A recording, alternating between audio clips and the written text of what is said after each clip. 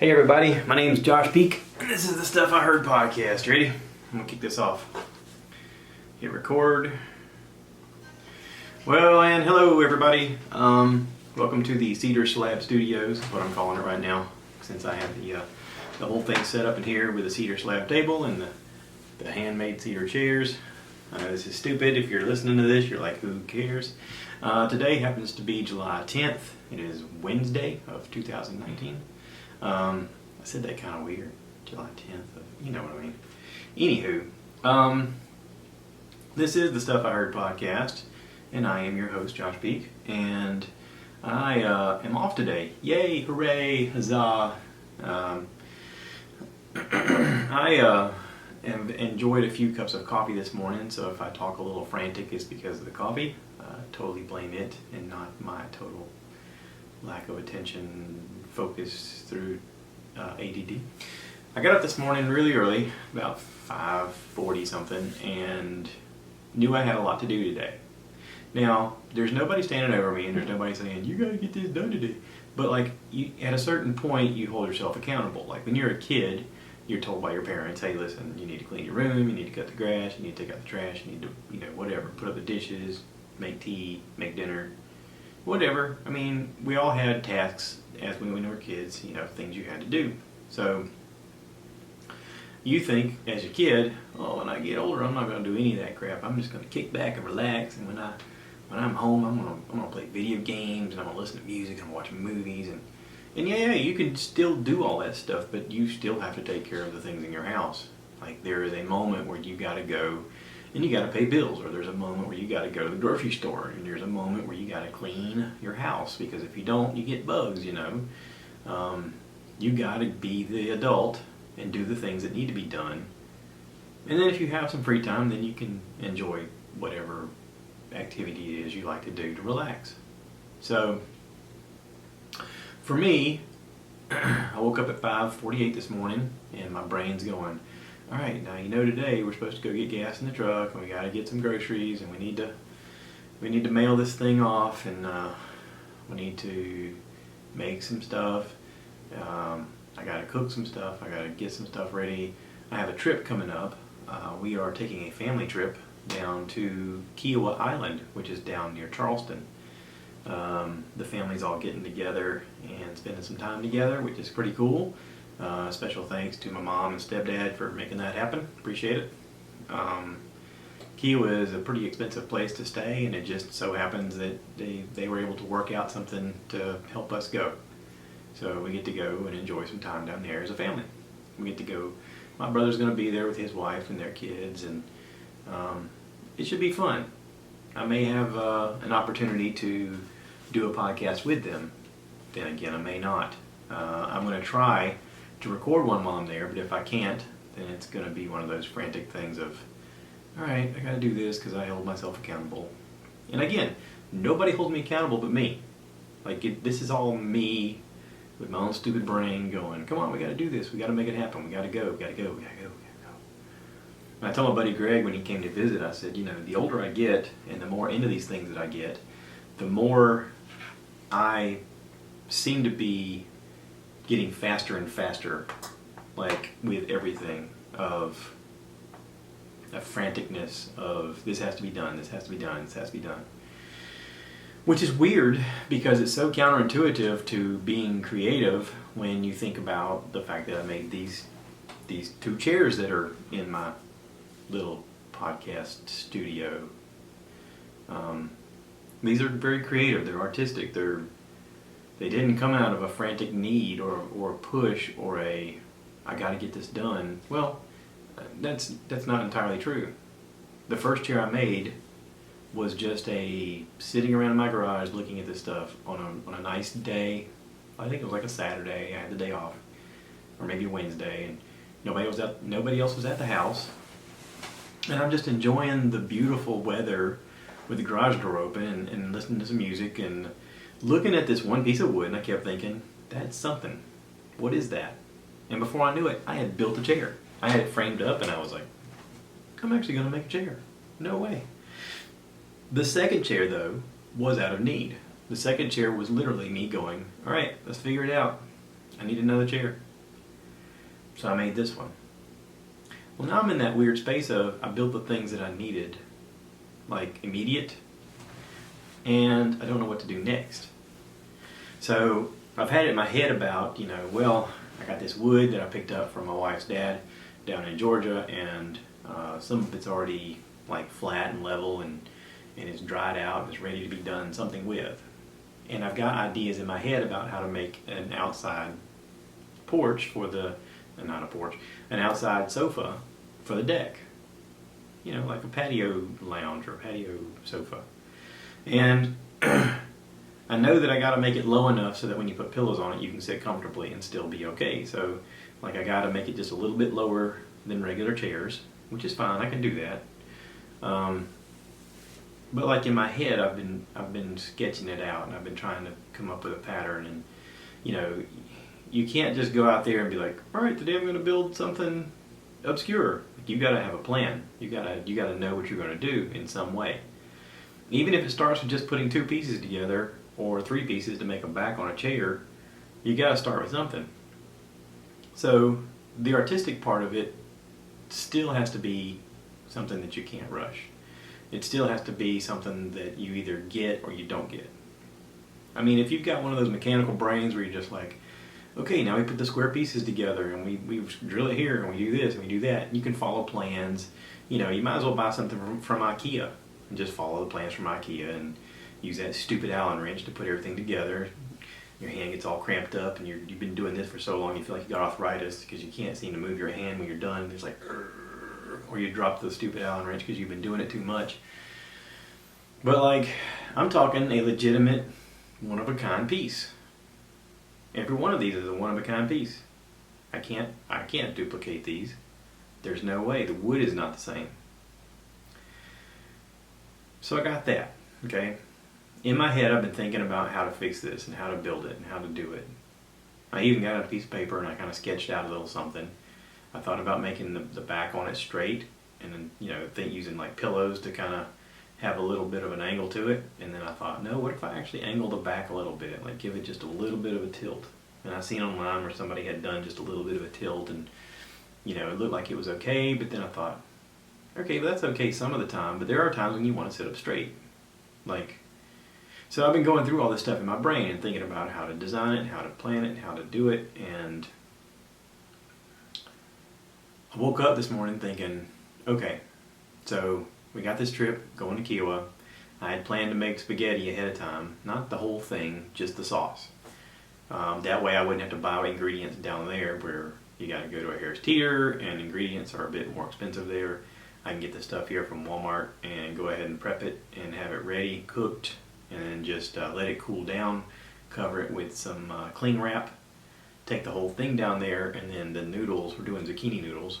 I bought some frozen zucchini noodles. I'm going to keep it in a cooler. Go down there, put it all together, and we got dinner. Boom. Immediately.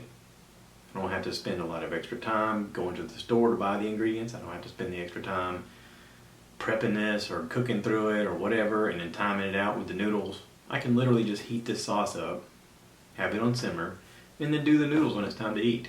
The noodles are pretty easy to do. So, I got up this morning.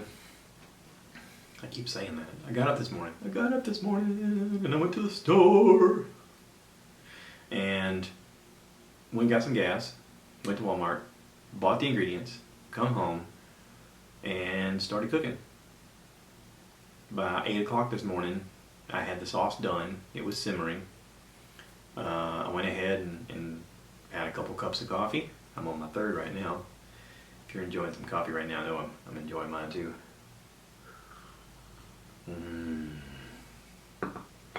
It warms me all the way.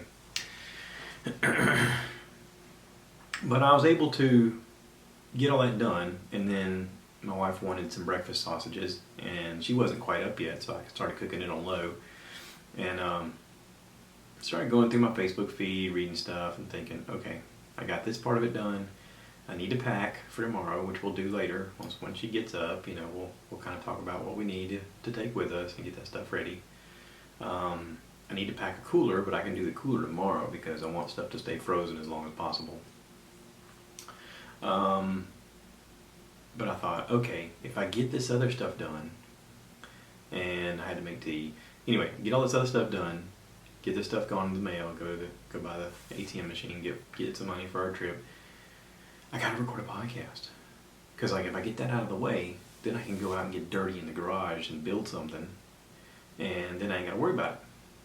Well, on top of wanting to do the outdoor deck patio furniture stuff, I have an area by my back door around the door sill where rain has kind of damaged the wood.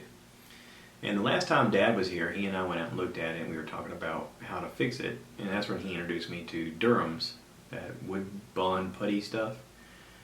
He was explaining to me, you just take a chisel and chisel out what's there, and then you can take this Durham's, and it's just a powder. You add water to it, and you work it.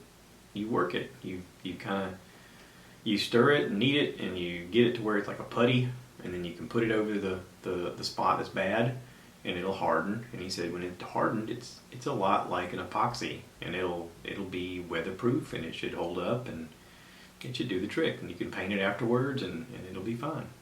And so as I'm going in and out of the back door and thinking about where I'm going to put these couches and how I'm going to build them and how big I'm going to build them and where I want them and that kind of stuff, I keep looking at this door seal and I'm like, all right, sometimes it's about priorities. You got to do the thing that you don't want to do. You got to do, like I want to build these outdoor sectional couches, or not sectional, but I want to build 2 couches and maybe a table that goes in between, and maybe a little table out front. I don't know. We'll see. Expect to see videos on that too, by the way. But I want to do that. I don't want to mess with this door seal, this damaged, water damaged door seal. I don't want to mess with it. But I have to mess with it. Again, it's one of those things you have to do. And I know that once I get it done, then I can do the other thing that I want to do. So, it looks like I'm going to record a podcast, get this thing out there, and then I'm going to go attack this other thing. Now, with that being said, let's talk about Stuff I Heard. Because this is the Stuff I Heard podcast. You can tell other people you heard this here. But let's talk about Stuff I Heard, okay? I finished watching the Netflix show Outlander. Again, it wasn't a Netflix show originally. I think it came out. I had said Showtime on the last episode, but I went back and looked, and it actually says that it was on Starz Network. I don't know what Starz is, but apparently it's one of those premium channel things that you pay for, and you get, kind of like HBO and Cinemax and Showtime. Starz is one of those shows or one of those channels, and apparently they made this content for it. And I finished watching Outlander, the last few episodes. The last episode was like an hour and a half, and it was good. It was really good. The way they did the last episode, it could really be like the end of the series, and you go, okay, cool, I like that. Or it could be a moment where it really transitions into a new season. They kind of left it at a spot where either thing could happen, which is really interesting. I didn't see it going that way. I thought this was going to wrap up on a nice little bow, and they were going to have the ending of it, and you were just going to be like, okay, cool, that was a good show. 1-2 seasons, in and out, do your thing. 16 episodes in the first season, 13 in the second, and you go, okay, cool, and now it's done. Now, what I would like to say about it is I talked about the fact that the show was set up with time travel. There's no big spoiler there, they show that in the intro. Time travel, some kind of Stonehenge-like stone thing that this woman touched, and then she's transported back in the 1700s, and she's in Scotland, and in her present day, it's like World War II era, or just after World War II, and she's in love with this guy, or she's married to this guy named Frank, and they have a life together, and her husband Frank is a historian, and they're there in Scotland to kind of study his lineage. And he learns about some people that was in his lineage. Well, when she goes back in time, she runs into a guy that looks just like him, but he's the bad guy. Is it the protagonist or antagonist? I don't know which is which. Anyway, he's the bad guy. Okay, and I'm of huge opinion that shows are made by the villain. Now, hear me out, okay? Think about movies or television shows that were really awesome. and there has to be a conflict, right? You know, Ernest Hemingway wrote Old Man and the Sea. You got man versus man, man versus nature, man versus himself. You got Star Wars, you're looking at Darth Vader. He is like one of the ideal bad guys. When he enters the screen, he's got his own music. Dun, dun, dun, dun, dun, dun, dun, dun, dun. You know, he can enter the screen and you're like, oh, what's happening now? It's on. Okay? Classic bad guy. Alright? You know, other than like, you know, the slasher films, like Jason and the Friday the 13th stuff, and Freddy Krueger from Nightmare on Elm Street, the Saw dude, you know, those are bad guys, but like those are designed solely for the horror genre or the slasher genre, whatever you want to call it, thriller. But like shows where there's a bad guy, most recently, I like to think about the Marvel stuff that Netflix had put on. Daredevil. Daredevil had Vincent D'Onofrio playing Kingpin. And when he was on the screen, like, you were drawn in to him being the bad guy. He was one of those guys that they get to show you their history, and you realize, okay, I can see how he transitioned to be this person, and I totally get why he feels this way and why he's this aggressive and what broke in his brain to make him this person. But also, he's one of those guys that when you see on the screen, you're like, golly, I'm drawn to this whole conflict between these two guys. Because, I mean, there are times when they need each other, and there are times when they fight each other, but you can't take your eyes off of him when he's on the screen because he is such a powerful force. It's like in Batman, you got the Joker. Every time the Joker is ever in Batman, you're just like, whoa. I mean, you're in it. But you gotta have that powerful bad guy. You gotta have that yin versus yang. You gotta have, in order to have a good story arc with the good guy conquering at some point, you gotta have the bad guy that just keeps him in check and can somehow, you know, find every little niche where they're battling against each other. You know, you got Superman and Lex Luthor, okay? Superman's got superpowers. Lex Luthor's just a dude. I mean, a rich dude, but just a dude. And yet every time you see a Lex Luthor character on screen with Superman, you're like, oh, this is going to be good. Because it's one of those well-written characters. So this guy in Outlander, this British soldier, his name is, I think in the past his name is something Randall. Anyway, they always call him, you know, Colonel Randall or Blackjack Randall. Anyway, every time you see Randall on the screen, you just know it's about to go down. Like something bad's about to happen. I mean, he is a bad guy. And he draws your attention. And he is a brutally, horrifically dangerous bad guy. I mean, he does awful things to everybody that he comes into contact with. But she's in a weird position of, she knows the future. And she knows that he is supposed to have a kid who one day becomes her husband's descendant. So she's like, this guy deserves to die, this guy's the bad guy, but also he has to sire a child. He has to, at some point, have a relationship with a woman and have a kid.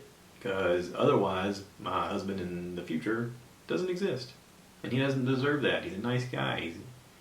He's kind-hearted. He's sweet. Now, the cool thing is the show, of course, is a show. They have the same actor playing both spots. So the guy, like in regular time, you know, in the late 40s, is a sweetheart. He's a nice guy. He's lovely. He loves her. He's kind to her. He's a very gentle guy. But the actor playing Blackjack Randall in the past is a murderous, rapist, awful, awful, awful, awful, awful person. Terrible person. Ooh. I mean, such a bad guy that when he enters the screen, like, my skin crawls. I'm like, ooh, I just can't stand this guy. But they did a good job of it. The actors did a good job. The writers did a good job. You know, it was on Stars. Probably nobody watched it. I hope people watch it on Netflix. You know, I don't know if they're going to make any more. If this is the only 2 seasons, so be it. But man, that dude is such a good actor. him playing that part is just an amazing part. And he is just hateful. Ugh. Despicable. And yet, in the future, he's just the total opposite. So, anyway, if you haven't seen it and you're curious just because of my description, go check it out. It's worth a watch. I also started watching a series that came out recently on Netflix called The Chef Show. CHEF, Chef. Now, I don't know if anybody's ever watched the movie Chef. The actor and director and writer was Jon Favreau. Jon Favreau is the guy who did Swingers. He's the one that did Iron Man. He was the director of Iron Man. He played Happy on Iron Man. He was like his chauffeur guy. He's directed lots of the Marvel Universe movies. He's helped write them. He's a producer on a lot of them. Very neat guy. Well, he did a Netflix movie a while back called Chef. And I watched this movie with my dad up in Maine, and I was really impressed. Like, I don't know how Dad found it, or it's one of those things where it's like, you might like this movie, and it's like, all right, sure, it sounds cool. The movie was great. The movie was a guy who runs a restaurant, and he's divorced from his wife, and he's kind of missing out on his life with his kid. He's got a son, and he's missing his life with a kid. And he's trying to date this younger girl that works in the restaurant, Scarlett Johansson. Worthwhile. But in the meanwhile, like, his business is suffering, his personal life is suffering, and at a certain point he loses the restaurant. He mouths off the wrong person and he gets fired, and he has to start completely over, and he goes out and buys a food truck, like one of those that they cook inside and you serve them out of the side of the window. He buys a food truck, and him and his buddy and his son end up going on the road making food. And he apparently did a lot of research with some really good chefs. One of them was a guy named Roy Choi. Now, Roy Choi, in real life, sort of went along this path and had a food truck delivery company, whatever, called Kogi. And Kogi was real big all over. Kogi got really big in LA. I think Gwyneth Paltrow introduced him to Jon Favreau on the set of Iron Man. She had him show up one day for food, and they were blown away. They got to talking, and John floated this idea of a movie past him, and he was like, I like it, I can help you, and they formed a friendship. Okay, so let's fast forward here. This show, The Chef Show, is a lot about the movie, and a lot about people they know, and a lot about just food that they enjoy cooking.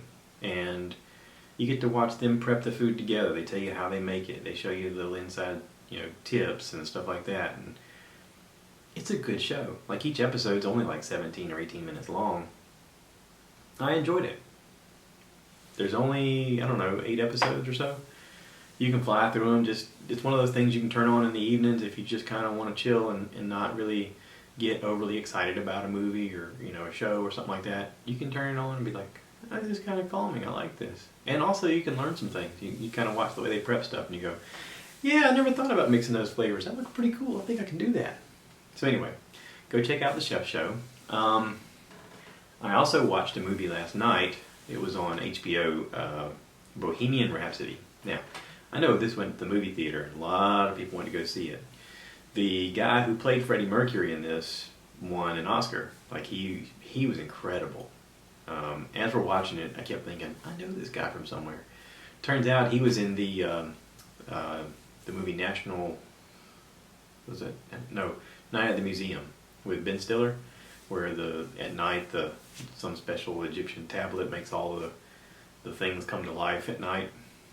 Anyway, he was in that. He played like an Egyptian pharaoh, Ramsey or whatever, or Tutankhamun. I don't know, whichever one. He played the Egyptian guy. Anyway, he's an Egyptian actor in real life. The Freddie Mercury character, I didn't know that Freddie Mercury was originally from Zanzibar. In my memory, I always pictured Freddie Mercury as he was towards later in life when he did Live Aid with the little mustache and the really short cut hair and flamboyant outfit and stuff like that.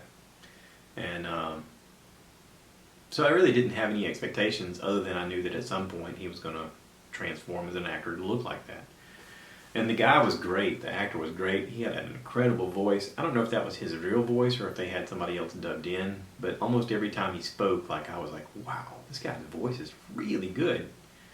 You get to see him go down the rabbit hole of trying to figure out how to be in a band and having a relationship with a woman that he loved, and then at a certain point realizing that he liked guys, and you know, the band succeeding. And you, as a kid, I didn't know anything about Queen other than their music.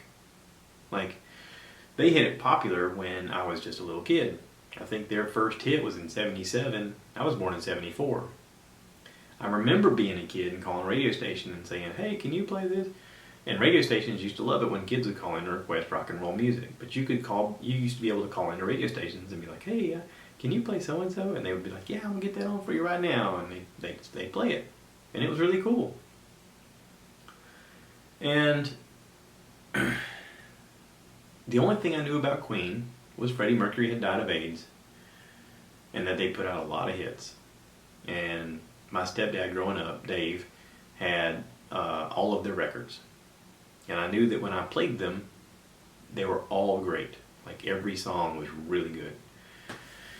What I didn't know that I learned from the movie was that every one of the guys in the band was super smart, and they all contributed a lot to who they were, and they really thought outside the box. They really pushed the limits of what genres were supposed to be and what they were supposed to be.